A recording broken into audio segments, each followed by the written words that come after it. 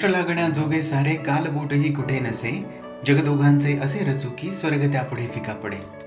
खरं तर माझं आवडतं गाणं आहे आणि सिक्रेटची गोष्ट सांगतो तुम्हाला. या गाण्यामध्ये तुम्हाला जी हिरोईन दिसते ना, ती माझा फर्स्ट क्रश आहे बरं का, कुणाला सांगू नका.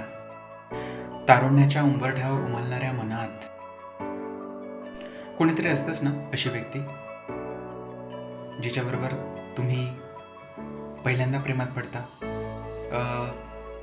नाही, मला प्रेम करायचं नाही आहे, प्रेम वगैरे काही नसतं, मला कोणाविषयी काहीच वाटत नाही, अशी म्हणणारी व्यक्ती म्हणजे निराळीच. हो, काहींची स्वप्न वेगवेगळे असतात, त्यामुळे त्या मार्गाने ते कधीच जात नाही. तरी पण मनाच्या एका छोट्या कोपऱ्यामध्ये कुणीतरी आवडतच असतं ना. याच विषयावर आधारित आजच्या आपल्या या एपिसोडमध्ये आपण एक कविता घेतोय, एक कविता सादर करतोय. कवितेचं शीर्षक आहे एक व्यक्ती. महाराष्ट्रातील वेगवेगळ्या वयोगटातील वेगवेगळ्या विषयांवरती कविता करणाऱ्या कवींपर्यंत पोहोचण्याचा हा प्रवास सुरू झालेला आहे.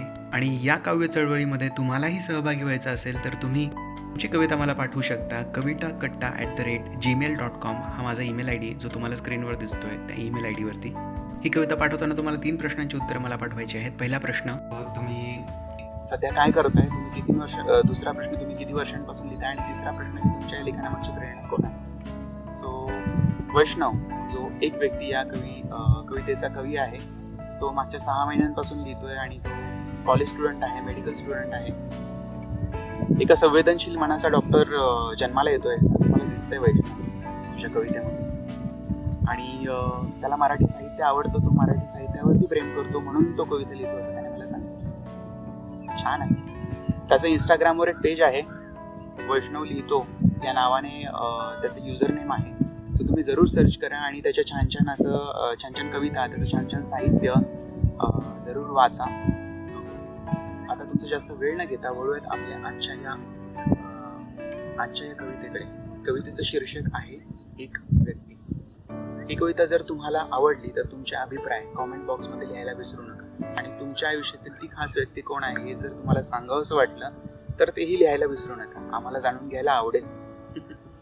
वळूयात आजच्या आपल्या कवितेकडे. तुम्ही कविता एन्जॉय करा. आणि इथे एक मस्त सूर्यास्त होतोय, संध्याकाळ होतोय, नदी किनारी मी उभा आहे आणि मी ते एन्जॉय करतो. तुम्ही कविता एन्जॉय करा. भेटूया.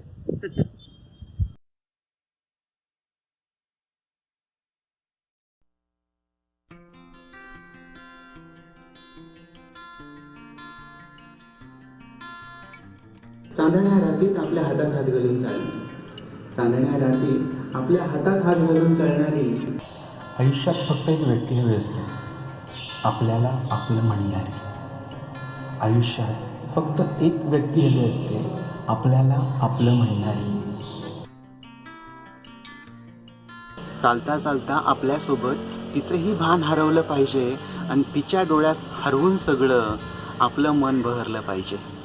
चालता चालता तिच्यासोबत आपलंही भान हरवलं पाहिजे आणि तिच्या डोळ्यात हरवून सगळं आपलं मन बहरलं पाहिजे.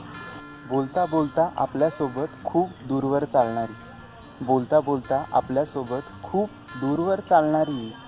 आयुष्यात फक्त एक व्यक्ती हवी असते, आपल्याला आपलं म्हणणारी.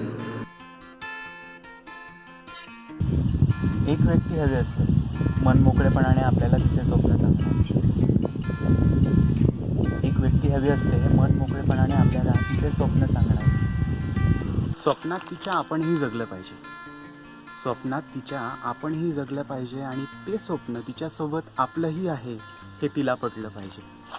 चालता चालता आपल्याला एक घट्ट मिठी मारणारी, चालता चालता आपल्याला एक घट्ट मिठी मारणारी. आयुष्यात फक्त एक व्यक्ती हवी असते, आपल्याला आपलं म्हणणारी. एक व्यक्ती हवी असते, काहीही न बोलता आपल्याला सगळं काही सांगून जाणारी.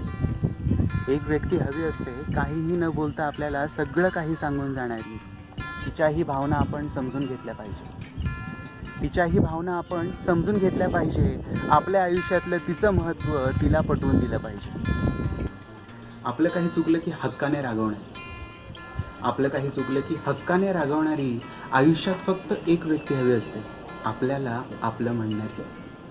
आपलं काही चुकलं की हक्काने रागवणारी, आपलं काही चुकलं की हक्काने रागवणारी आयुष्यात फक्त एक व्यक्ती हवी असते, आपल्याला आपलं म्हणणं आहे. एक व्यक्ती हवी असते आपण लिहिलेल्या कविता आवडीने वाचणारी. एक व्यक्ती हवी असते आपण लिहिलेल्या कविता आवडीने वाचणारी. कवितांमध्ये तिचाही उल्लेख झाला पाहिजे. कवितांमध्ये तिचाही उल्लेख झाला पाहिजे. वाचून आपली कविता तिचाही चेहरा लाजला पाहिजे. कवितांमध्ये तिचाही उल्लेख झाला पाहिजे. वाचून आपली कविता तिचाही चेहरा लाजला पाहिजे. गोड हसून आपल्या कवितेचं कौतुक करणारी. गोड हसून आपल्या कवितेचं कौतुक करणारी आयुष्यात फक्त एक व्यक्ती हवी असते, आपल्याला आपलं म्हणणारी. चांदण्या रातीत आपल्या हातात हात घालून चालणारी. चांदण्या रातीत आपल्या हातात हात घालून चालणारी आयुष्यात फक्त एक व्यक्ती हवी असते, आपल्याला आपलं म्हणणारी. आयुष्यात फक्त एक व्यक्ती हवी असते, आपल्याला आपलं म्हणणारी.